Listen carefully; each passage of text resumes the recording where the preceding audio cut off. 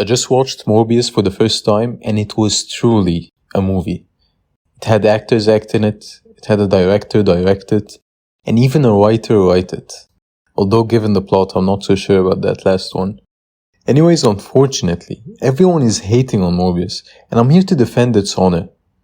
No, I'm kidding. The movie was terrible and I watched it alone, so I couldn't even laugh with someone about it.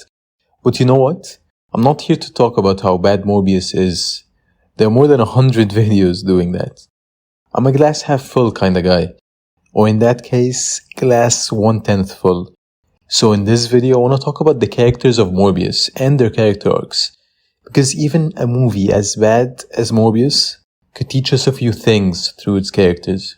Let's first look at Dr. Michael Morbius, the main character, who is actually set up pretty well because make fun of Jared Leto and the movie all you want. But I actually thought the first 20 minutes of the movie were okay. Morbius' motivations and his backstory were well established, and they of course led to him eventually morbing into the blood-sucking vampire that we all know and love. Which is where it all went downhill. But I already told you that's not what I want to talk about in this video. I want to talk about Morbius' character arc. Believe it or not, he does have one. In the beginning of the movie, we see that Morbius is driven by his desire to cure not only himself, but everyone that suffers from his same disease, including his friend Milo. He will stop at nothing to reach that cure, especially since he knows his clock is ticking. But you see, that's already flaw number 1 in Morbius' character, because he lets his desires blind him and make him ignore the repercussions of his actions. And yes, his intentions were partly pure, but he still cut corners and threw caution to the wind because he wanted so fervently to cure himself and others. And he learns the hard way that he shouldn't have done that, and that actions do have consequences. And I think this is a good message that this movie gives us through Morbius. Not letting our desires blind us, being composed, not ignoring the consequences of our actions. This movie also touches on a very important theme, which is addiction. And I know you're gonna tell me I'm reaching, and maybe I am, but it was a big part of the movie and the characters, both the protagonist and the antagonist. And the complexity of the issue wasn't really addressed and tackled by the movie very well, but still, I think we can take a lot from both characters with regards to this topic and how serious it can be. Firstly, no, you're not gonna morb, but addiction makes you do things that you wouldn't have done otherwise.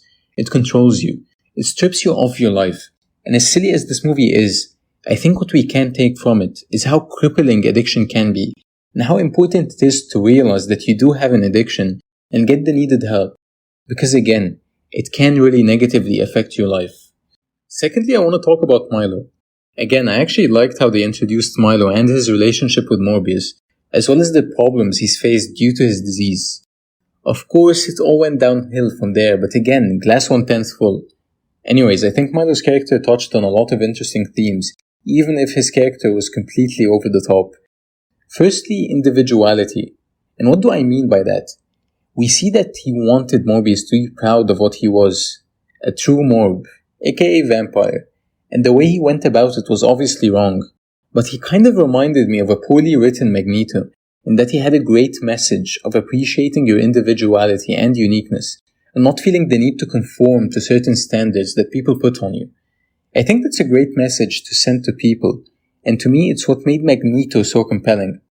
Unfortunately, it wasn't well done in Morbius, but I still think it's a great message. Be you. Don't let people put you in a box. Anyways, that's not the only interesting theme that Milo touched on in my opinion. The second one was the importance of communication in relationships, because we can see in that scene with Milo and his caretaker doctor that there were some repressed emotions coming out on Milo's end. And of course the movie sucks, so it wasn't set up well at all. But it's still a good point to touch on because Milo had insecurities and jealousy that had caused him to act poorly to get his carer's attention, because he craved it so much and felt that he lacked it.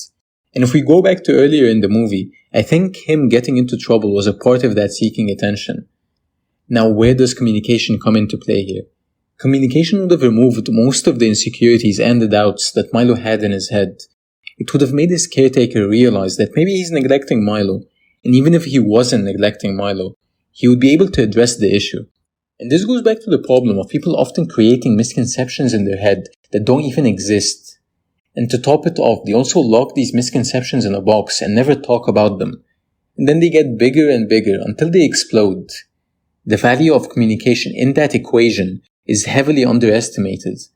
I'm not saying it would have made everything perfect, but communication clears up a lot of things, and I think Milo's character and his problems display that very well, and we could take something from it. Don't lock your problems in a box. They'll explode just like that. I know this video was shorter than my usual videos, I'm sure you'll understand given the subject matter, and I know I was reaching a lot in this video, but my point with it was that even a movie as terrible as Morbius can have some value. Anyways, I hope you enjoyed the video, subscribe if you want more, and I'll see you in the next one.